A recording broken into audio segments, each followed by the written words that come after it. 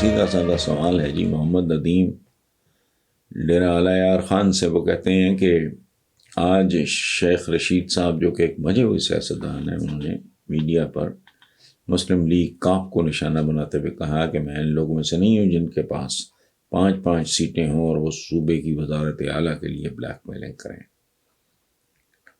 سر کیا شیخ صاحب کو ایسے وقت میں یہ بیان دینا چاہیے تھا یا نہیں؟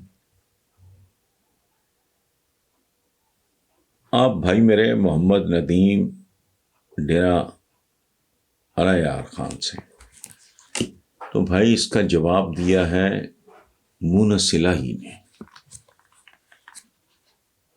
وہ اس طرح کے 1001 سوالوں پہ بھاری ہے.